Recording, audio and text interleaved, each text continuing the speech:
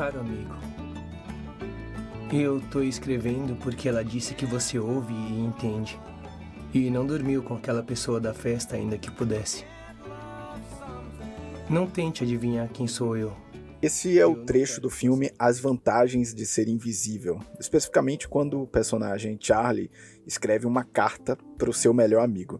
E Charlie, no caso, é um personagem que desde a infância sofre com traumas, problema de depressão, ansiedade e passou um período internado em decorrência de uma crise que foi desencadeada por conta do suicídio do seu melhor amigo. Soube que o ano passado foi duro para você, mas dizem que se faz um amigo no primeiro dia de aula, fica tudo bem.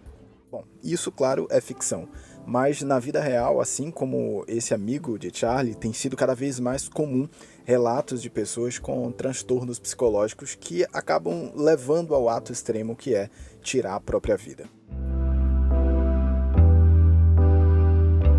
Por muito tempo, acreditou-se que falar sobre suicídio era gatilho para que mais pessoas tivessem o mesmo destino.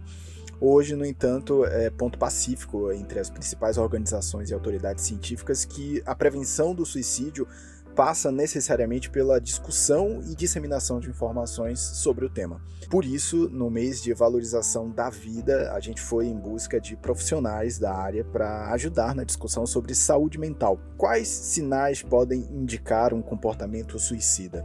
Por que cresce tanto o número de pessoas que tiram a própria vida? Como ter hábitos que ajudam a manter uma boa saúde mental?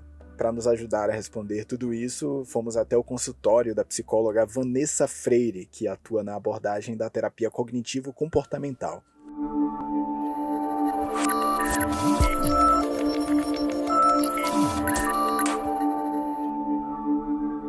Sejam todos muito bem-vindos, eu sou o Léo Marques e esse é o Conexão, o podcast de saúde, gestão e tecnologia do INTS. Vanessa, a psicóloga que convidamos para o episódio de hoje, integra a equipe de psicólogos do IRSI, o Instituto de Responsabilidade Social do INTS. Junto com outros profissionais, ela realiza atendimentos psicológicos remotos e gratuitos para a população. Nos últimos 2 anos, notadamente por conta da pandemia de Covid-19, Vanessa conta que viu a demanda por atendimento psicológico subir muito. O consultório não para. A clínica lotou bastante, né?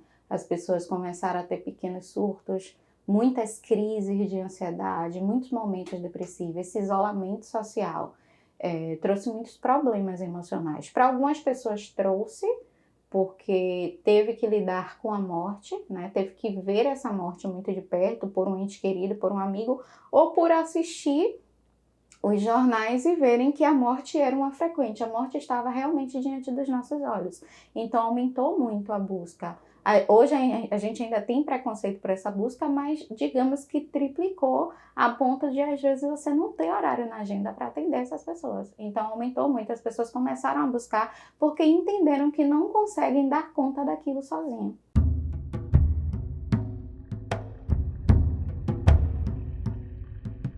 E quando não conseguem dar conta dos transtornos mentais sozinhos, o caminho de muitos tem sido o atentado contra a própria vida, infelizmente, ou seja, o suicídio. E essa é uma palavra, inclusive, culturalmente pesada, né? O debate sobre o tema foi silenciado por muito tempo. Por isso, logo no começo do papo com Vanessa, eu perguntei para ela como é que isso se tornou um tabu tão grande. Falar em suicídio, ou, por exemplo, noticiar suicídio, é gatilho para que mais pessoas tirem a própria vida? Entre falar e mostrar tem uma grande diferença, né? O falar não é gatilho. Qual é o grande tabu em torno do suicídio? Não é uma morte natural. A gente já tem um tabu em torno da morte. A gente não consegue lidar bem com a morte. Nenhum ser humano consegue lidar bem com a morte. Com o passar do tempo a gente vai aceitando. Mas o suicídio é uma morte diferente. É uma morte onde a pessoa ela retira a sua própria vida. Então há um sintoma social nisso. E o não falar está muito ligado a isso, né? Quando você tem uma pessoa que ela tira a sua própria vida, como disse Durkheim, significa que aquela sociedade, aquela comunidade fracassou. né? A ideia é de um fracasso. E não é que o falar estimule, eu acredito que o mostrar sim, porque tem aquela ideia de comportamento por repetição, reação em cadeia. Mostrou aqui e as pessoas vão reproduzindo. Mas o falar é essencial, porque você precisa trazer alternativas, você precisa trazer, principalmente pelos veículos de imprensa que são tão influentes, um lugar onde as pessoas consigam falar sobre aquilo, onde elas consigam entender que não é uma fraqueza, que não é uma falta de Deus, que não é uma situação que ela criou na cabeça e que ela está sendo fraca e que o suicídio é a primeira opção. Não é. Há muito tabu e muita falta de informação naquilo que está em torno do suicídio, e isso prejudica o acesso das pessoas. E hoje a gente tem uma estatística de que a cada 40 segundos uma pessoa se suicida no mundo. Então não estamos falando e isso continua acontecendo da mesma forma. Então precisa ter espaços de falas, principalmente espaços de fala onde hajam profissionais de saúde mental para indicar tratamentos adequados. Os números trazidos por Vanessa são realmente alarmantes. De acordo com a Organização Mundial da Saúde, todos os anos o suicídio aparece entre as 20 principais causas de morte no mundo, para pessoas de todas as idades. Só ele, por exemplo, é responsável por mais de 800 mil mortes, o que equivale, como disse Vanessa, a um suicídio a cada 40 segundos. Todo suicídio está ligado a um transtorno mental. E em primeiro lugar está o transtorno afetivo bipolar. Em segundo vem a depressão e depois outros transtornos. Então, a nível de Brasil, por exemplo, ainda mesmo com o boom da pandemia, com tudo que aconteceu, com todo acesso e fala que se tem sobre saúde mental, ainda há aquele preconceito, né? Se você procura um psiquiatra, você é maluco. Se você procura um psicólogo, você é maluco. Existem pessoas que vão para a clínica buscar tratamento escondido até de familiares. Familiares não aceitam. A religião muitas vezes também não aceita. E aquela pessoa ela perde uma rede de amparo que seria importante, uma rede de apoio importante, e tem o constrangimento em ir buscar o atendimento porque ela se acha louca, ela acha que se ela fizer aquilo ela vai se achar louca, mas as estatísticas apontam também que em mais de 90% dos casos, se as pessoas tivessem acesso, se as pessoas tivessem feito um tratamento, esses suicídios poderiam ter sido evitados. Mas como é que você enxerga que seria a melhor forma de falar sobre esse tema, né? Sem alarmar, sem deixar as pessoas ainda mais em pânico? Qual o melhor caminho para falar sobre esse assunto? Falar para as pessoas sobre a importância de tratar e cuidar das suas emoções. Uma patologia não se desenvolve da noite para o dia, né? Não é porque você tem medo, ou porque você está ansioso, ou que você está triste, que você já está doente. Mas se tudo isso não é tratado, há uma probabilidade de desenvolver uma patologia a partir dali. Fora a herança genética também, que é uma questão que é muito importante. A herança genética também influencia. Então, entender quais eram os comportamentos e as doenças mesmo, se já tem um histórico de doença mental na família, para que isso venha a ser tratado. Então, tentar ir quebrando um pouco do preconceito. Fazer com que as pessoas entendam que elas podem buscar ajuda quando elas sentirem necessidade, para que não chegue a esse extremo. E eu volto a repetir, o suicídio ele nunca é a primeira opção, né? Existe um momento em que a pessoa não enxerga mais nada, existe um momento de angústia muito intenso, que o suicídio é uma opção para aliviar o sofrimento. Ninguém que se suicida quer morrer, só não quer sentir mais aquela dor. Só que em consequência de não querer sentir aquela dor, não ter feito um tratamento, vem o suicídio. Então falar sobre, tratar das questões mentais, procurar um psicólogo. E em alguns momentos de transtornos mais graves, por exemplo, pessoas que já tentaram suicídio e não tiveram êxito, de imediato procurar um psiquiatra e inserir medicação. Essa pessoa precisa ser tratada, ter um tratamento medicamentoso e precisa ter um acompanhamento psicológico semanal. Desde 2014, por iniciativa da Associação Brasileira de Psiquiatria, em parceria com o Conselho Federal de Medicina, se celebra em todo o território nacional o Setembro Amarelo. E assim surge a oportunidade de trabalhar o tema, né, em vários aspectos, como, por exemplo, os sintomas que podem indicar um comportamento suicida. Como que a gente pode identificar os sinais?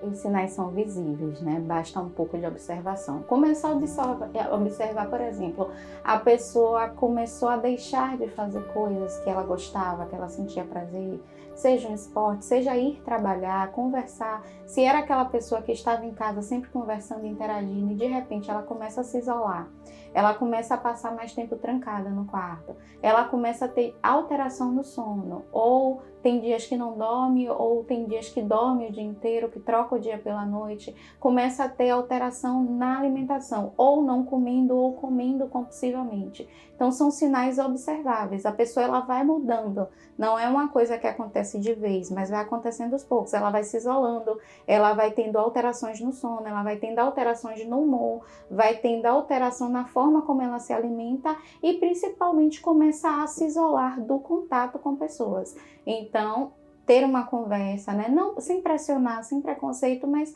orientar, incentivar a pessoa a buscar uma ajuda profissional. Nem sempre a pessoa quer falar com alguém conhecido o que está sentindo. Então, orienta essa pessoa a buscar uma ajuda profissional, ressalta que está percebendo que ela está diferente, que está se comportando diferente, que está deixando de fazer as coisas que ela gostava, que já não está mais saindo de casa, e orienta a buscar ajuda profissional. Eu queria entender quais são os caminhos, né? Às vezes a pessoa, ok, preciso de ajuda profissional, mas como é que eu faço? Como é que eu encontro esse profissional? Quais são os caminhos para chegar até essa ajuda? Hoje a gente tem um fenômeno das redes sociais, né, que aumentou muito essa divulgação, proporcionou, a pandemia trouxe isso, né, a gente tem muitos canais de divulgação de atendimento profissional.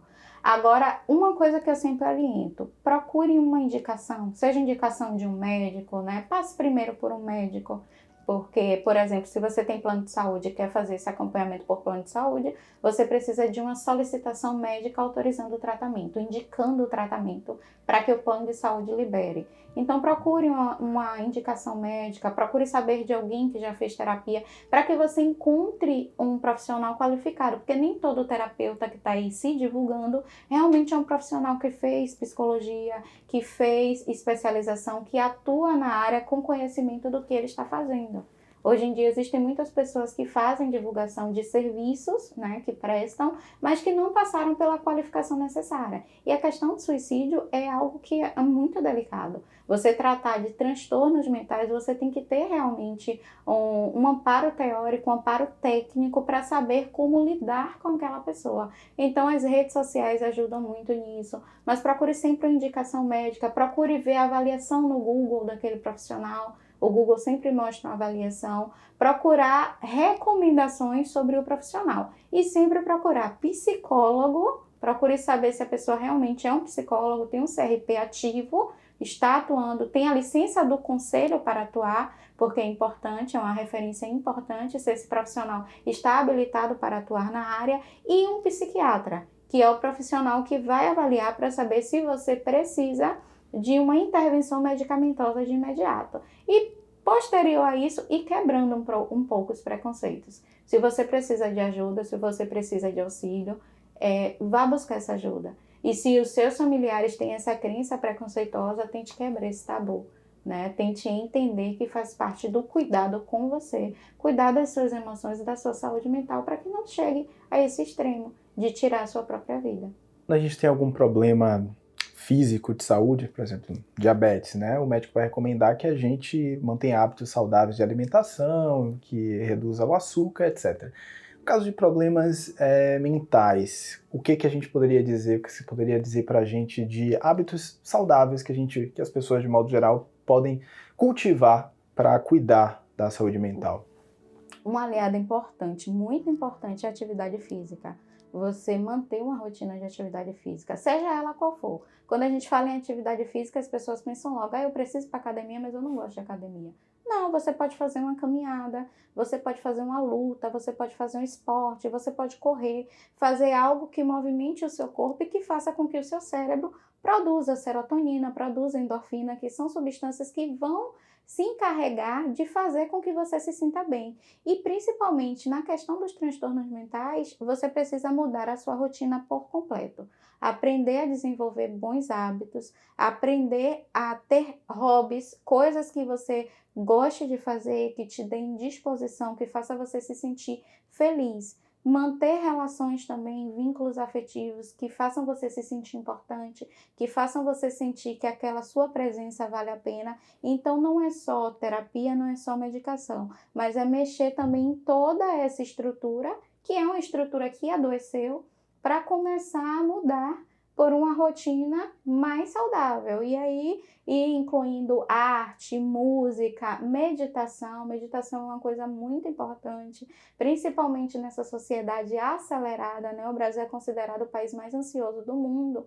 Então, isso já é para nós um sinal de que a gente precisa entender o valor da pausa, o valor do descanso, para começar a ter esses hábitos mais saudáveis, que é o que vai ajudar também. A mudança de hábitos é muito importante para ajudar na melhora desses quadros psicológicos. Já no finalzinho do nosso papo, quando já tinha uma cliente no consultório dela aguardando para uma sessão de terapia, e claro, eu não ia atrapalhar, Vanessa arrematou nossa conversa com uma mensagem muito importante e que com certeza a gente deve multiplicar, né, levar para frente nesse Setembro Amarelo. Vamos ouvir. Busque ajuda sempre. Não deixe que o preconceito do outro seja o seu preconceito. Às vezes as pessoas que têm preconceito com a busca por um atendimento qualificado na saúde mental, né, por buscar um psicólogo, um psiquiatra, é alguém também que precisa, mas está tão cheio de preconceito e projeta isso em você. Mas o preconceito do outro não precisa ser o seu preconceito. Tenha cuidado com você, cuidado com a sua vida. Reconheça os seus limites, reconheça que você não precisa carregar tudo sozinho. Que você tem um lugar onde você pode dividir, onde você pode ressignificar, onde você pode ter uma escuta atenta, um acolhimento, alguém que vai estar ali livre de julgamento. A pessoa que vai estar lhe escutando ali não vai lhe julgar, nem lhe dizer o que fazer, mas vai lhe ajudar a enxergar um outro caminho. Às vezes a gente vai conversar com amigos, com familiares, e isso é bom e é importante, só que as pessoas vão lhe aconselhar pela experiência delas, pela experiência que elas tiveram na vida, que nem sempre é a melhor. Então busque uma ajuda profissional, se permita. Se você não conhece esse atendimento, se permita conhecer, se permita você ter essa experiência e tire as suas próprias conclusões, livre do preconceito. Querendo falar ou não falando, querendo buscar ou não, o suicídio mata e é a terceira maior causa de morte no mundo. Nesse momento em que a gente está conversando aqui, possivelmente alguém já se suicidou. Então isso é uma questão de saúde pública que precisa ser falado. O atendimento precisa ser prestado para essas pessoas. As pessoas precisam buscar isso. Esses preconceitos e esses tabus precisam ser quebrados, porque preconceito e tabu só ajuda no desenvolvimento de patologias e no agravamento delas, e não em tratar e em cuidar. Então, encare a busca por atendimento profissional com psicologia, com psiquiatria, como um autocuidado. É um cuidado que você tem com a sua vida e um compromisso que você tem com você.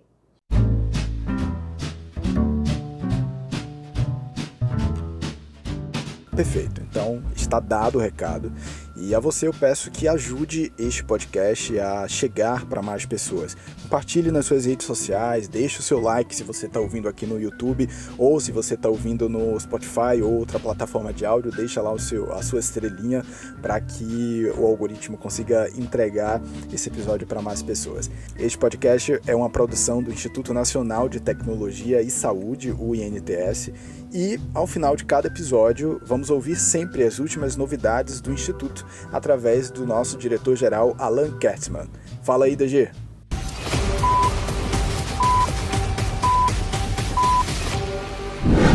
Oi pessoal, sejam bem-vindos a mais um 2 Minutos com DG. Hoje eu estou aqui na sede fazendo um evento que eu faço já há algum tempo, que é 1 Hora com DG. Hoje é o penúltimo evento, porque de todos os colaboradores da sede, o objetivo é que a gente passe 100% deles.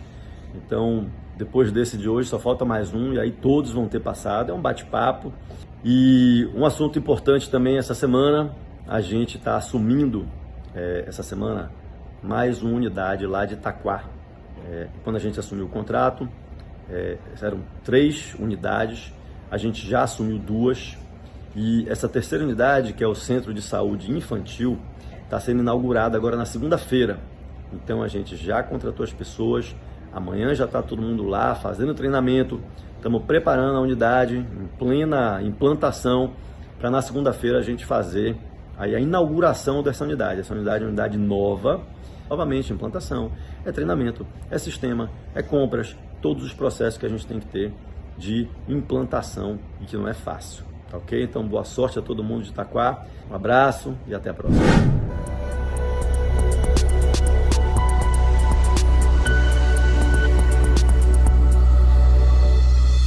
E o que mais você precisa saber sobre o INTS esta semana? No final de agosto aconteceu o primeiro módulo do Programa de Desenvolvimento de Líderes do INTS, com palestra de Zene Silva sobre comunicação assertiva e feedback. Este ano, pela primeira vez, líderes de todas as unidades sob contrato de gestão do Instituto participaram do treinamento. 5 escolas da rede pública municipal de ensino de Salvador receberam em agosto a ação de saúde bucal do IRSI. Ao todo, 1.068 estudantes foram beneficiados através de atividades educativas com orientação de higiene oral, procedimentos e atendimentos odontológicos.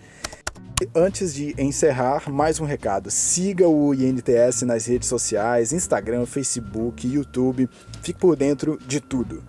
E mais uma coisa, lembra do filme que abriu esse episódio? Ele está disponível na Netflix e na Globoplay. Fica aí a dica, um grande abraço e até o próximo.